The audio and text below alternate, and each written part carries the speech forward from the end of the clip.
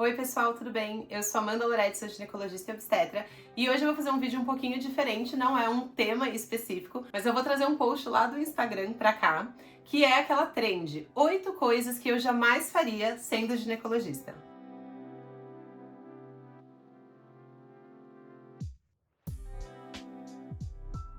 Já deixa um like aqui no vídeo, se inscreve no canal se você não é inscrito e ativa o sininho que daí você sempre fica sabendo dos vídeos novos que saem por aqui mais cedo, né, pra você poder acompanhar. E se quiser, me siga nas outras redes sociais, TikTok e Instagram, que eu tô sempre postando outros vídeos diariamente aí sobre diversos assuntos de saúde da mulher.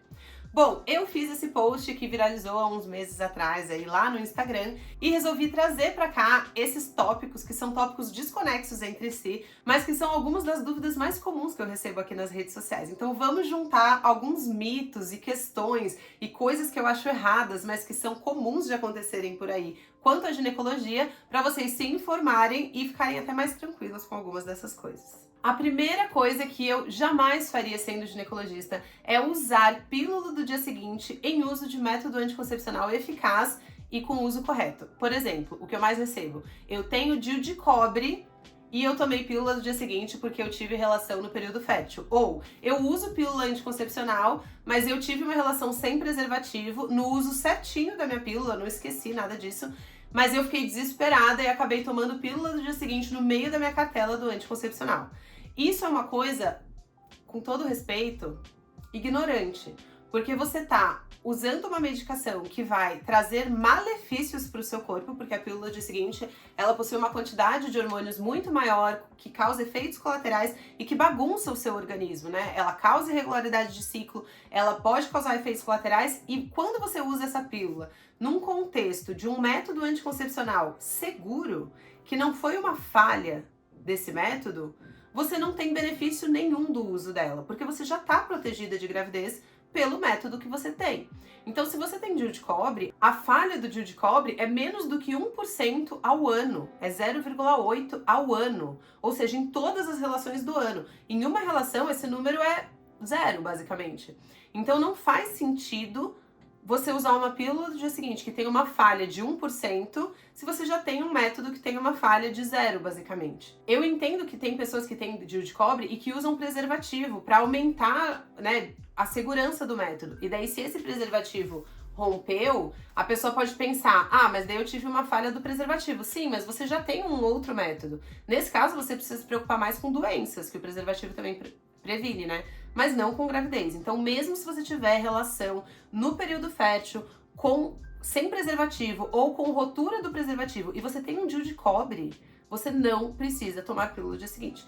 E a outra situação, óbvio também, né? Se você já usa pílula anticoncepcional, você toma certinho, você não esqueceu, não faz sentido você colocar outro hormônio ali que não só não vai aumentar a sua chance de não engravidar, como aumentar a desregulação do seu ciclo e te causar mais efeitos colaterais e colocar mais riscos nesse seu uso de medicações hormonais. Então isso é uma coisa que eu jamais faria como ginecologista e jamais fiz na minha vida. Na verdade, eu nunca tomei pílula do dia seguinte, porque eu sempre confiei muito nos métodos que eu estava usando aí ao longo da minha vida. A segunda coisa que eu jamais faria como ginecologista é iniciar pílula anticoncepcional por causa de ciclos irregulares, sem saber a causa disso. E, infelizmente, isso é uma coisa muito comum de acontecer na ginecologia. Tem um vídeo aqui, inclusive, que chama Pílula Não Regula o Ciclo, que é você prescrever pílula para mulheres que estão com ciclo irregular. Só que quando você é uma mulher e você tem um ciclo irregular, o fato de você ter esse ciclo irregular é um sinal do seu corpo de que tem alguma coisa desequilibrada, alguma coisa errada. E o que você deve fazer frente a isso é descobrir o que está errado e tentar consertar isso para que você volte naturalmente a ter ciclos regulares. Mas o que é o que acontece muito? Você tá com ciclos irregulares, você vai no médico, esse médico não te explica o porquê, porque ele não sabe também, porque ele não investigou, e ele fala, ah, tá bom, para regular o seu ciclo, comece a usar pílula. Mas a pílula, ela não regula o ciclo, ela bloqueia. Então, seja lá o que for que estava te causando essa irregularidade de ciclo, não vai ser resolvido com o uso da pílula. Enquanto você estiver usando a pílula, ela vai mascarar e você vai ficar sangrando artificialmente pelo próprio uso do comprimido. Mas quando você parar essa pílula depois de X anos, tem uma chance grande de que aquela doença ou alteração que existia, que estava causando o seu ciclo irregular, apareça de novo, porque você não tratou e você nem descobriu o que é isso. Então eu jamais faria isso. O ciclo menstrual, regular ou irregular, é um sinal do seu corpo. Tipo assim, ô fulana, tem alguma coisa esquisita aqui. Ou quando você tem um ciclo certinho, tá tudo bem aqui com a sua parte reprodutiva. Então investiguem. Você até pode optar por usar pílula, uma vez que você sabe o motivo da desregulação. Mas quando você começa a usar pílula e você não sabe esse motivo e não investigou, você inclusive perde a oportunidade de investigar. Porque a pílula, ela altera todos os nossos hormônios e faz com que até os exames não sejam confiáveis durante o uso dela. A terceira coisa, e essa é bem simples, eu jamais usaria perfume ou desodorante na vulva. A nossa vulva, que é a parte externa do nosso genital, possui glândulas e uma pele muito mais sensíveis do que o resto do nosso corpo. E, infelizmente, existe toda esses mitos, né, em relação ao cheiro da vulva e que é fedido, e muitas mulheres têm grandes inseguranças quanto a isso, o que torna uma oportunidade de mercado para venda de produtos que são tóxicos e que podem causar danos, inclusive, para o genital, como perfumes e desodorantes. Esses produtos, eles alteram a flora vaginal, eles podem aumentar a chance de infecções de recorrência, como vaginose, candidíase e, dependendo do tipo de material, até infecções sexualmente transmissíveis. Então não é algo saudável. Pode dar alergia, pode dar irritação, não façam isso. Se você estiver incomodada com o cheiro da sua vulva, primeiro, procure um médico para descobrir se esse cheiro é normal ou alterado, porque muita gente acha que é alterado, mas na verdade é só o seu cheiro normal. E, assim, aumente as vezes que você lava com água, use calcinha de algodão, não use sabonete, lava apenas com água, jamais lave a vagina por dentro. Esses são algumas coisas que você pode fazer para diminuir o cheiro da região genital, que muitas vezes nem é da vagina, é da virilha, por exemplo, né? E se vocês quiserem se aprofundar nesse tema, também tem um vídeo aqui sobre higiene íntima, mas não usem perfume. A quarta coisa que eu jamais faria como ginecologista é ignorar os sinais do meu corpo quanto a sintomas intensos de ciclo menstrual. Tipo, uma cólica muito intensa, ou uma desregulação de ciclo, como eu já citei antes, ou uma quantidade de sangue que é muito maior do que o que estava vindo antes. O nosso ciclo menstrual, como eu já disse, é uma forma de conversa do seu corpo com você. Se você sempre foi de um jeito e do nada começa a aparecer coisas diferentes, esquisitas e até incômodas que não existiam antes, como uma cólica muito intensa, irregularidade, aumento de sangue ou muitos escapes durante o ciclo, isso pode ser um sinal de alguma doença ou alteração. Então não ignore isso. Principalmente dor. É muito comum mulheres que viveram a vida inteira com dores intensas e que falaram pra elas, tipo, isso é normal. Não é normal. Nada que é super intenso é normal. Então, se você tem uma dor intensa, ou se o seu ciclo era normal e de repente começou a faltar a menstruação, ou se você tem hemorragia, isso não é normal. Você precisa ir no médico, precisa investigar, porque pode ser o começo de alguma alteração, de alguma doença que exige tratamento e acompanhamento. A quinta coisa eu jamais iniciaria por conta própria uma medicação hormonal sem acompanhamento médico. Enfim, isso é difícil de eu falar porque eu sou médica, né? Mas assim, é muito comum que pessoas comecem a usar pílula ou a usar hormônios na menopausa, porque você tá copiando a prescrição da sua amiga. Tipo, minha amiga usa aquela, então eu vou começar essa também. Isso é algo perigoso. Medicações hormonais possuem diversos efeitos colaterais possíveis e contraindicações, porque elas podem aumentar o risco de algumas doenças graves, como trombose, e dependendo do tipo de medicação, né? Se a gente tá falando de menopausa, cânceres e trombose também. Então, são medicações que não é que nem você tomar um Tilenol porque a sua amiga toma e ela funcionou para dor de cabeça dela. São medicações que afetam o nosso corpo de uma forma mais profunda. Então, você precisa conversar com algum profissional que vai analisar a sua história, os outros remédios que você toma, se você já teve algum problema de saúde, qual a sua idade, qual é o seu objetivo tomando essa medicação e te indicar a melhor medicação hormonal para o que você quer, porque não são todas iguais, e a dose certa para você. Então, se você tá pensando em começar pílula ou começar injeção, ou até se você tá na menopausa e tá pensando em fazer uma terapia de reposição, precisa ser com acompanhamento médico. A sexta coisa é ignorar corrimentos. Isso é algo que é mais incomum. Eu vejo que, na verdade, o que acontece é o contrário. Mulheres muito preocupadas com corrimentos, que às vezes são normais.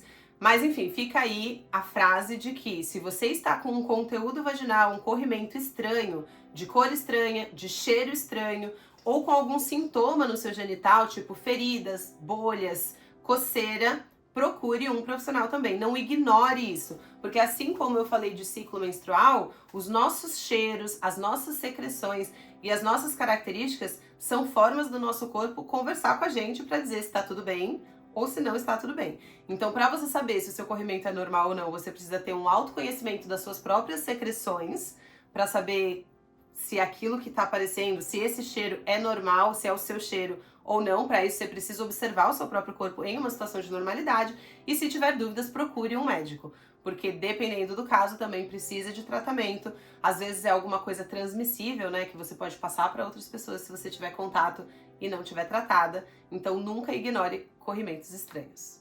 A sétima coisa é usar absorvente interno por tempo prolongado. Isso é muito perigoso e isso pode até causar uma infecção super grave que chama síndrome do choque tóxico, que é uma infecção por uma bactéria que produz uma toxina grave que pode acontecer dela se proliferar em uso de absorvente interno de longa duração, tipo mais do que 8 horas. É claro que os casos que acontecem na literatura, e às vezes você vê umas notícias bem horrorosas, assim, de tipo que a pessoa morreu ou perdeu as pernas por causa dessa doença. Geralmente isso acontece em casos em que a pessoa usou por muito tempo, tipo mais do que 24 horas. Às vezes a pessoa esqueceu que ela estava com o absorvente interno.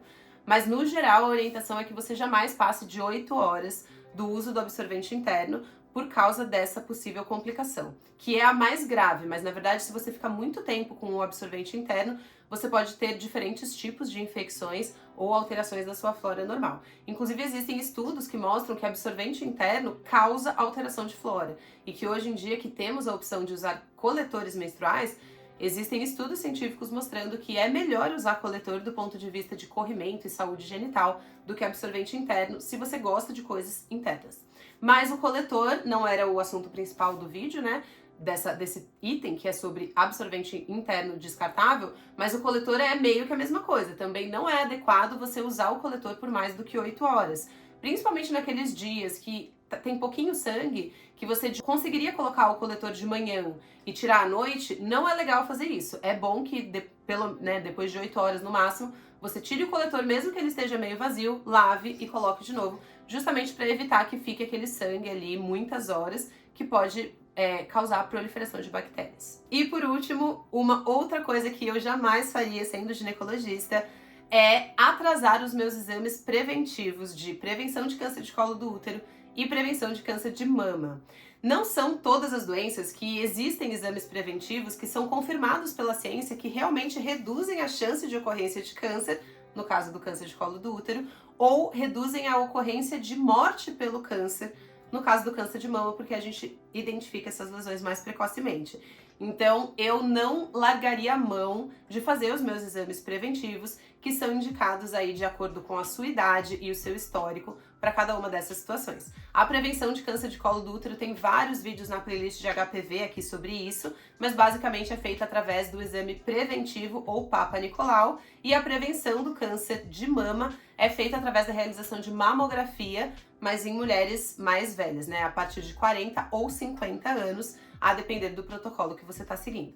Mas se você está, né, nessa idade reprodutiva, no caso do preventivo a partir de 25 anos e no caso do câncer de mama a partir de 40 e 50, não atrase seus exames. Existe comprovação científica de que a realização desses exames protege a sua saúde e aumenta a sua qualidade de vida quanto à possível ocorrência dessas doenças. Então essas foram as 8 coisas mais assim que eu recebo e que são dúvidas comuns e que às vezes as pessoas acabam errando por desconhecimento mesmo, que eu resolvi trazer para vocês. Se tiverem mais coisas, tanto ginecologistas assistindo isso aqui, quanto dúvidas de vocês que surgiram ao assistir o vídeo, podem deixar aqui nos comentários que eu vou tentar responder tudo. E se tiverem sugestões para outros vídeos também, podem deixar aqui embaixo. E até o próximo vídeo.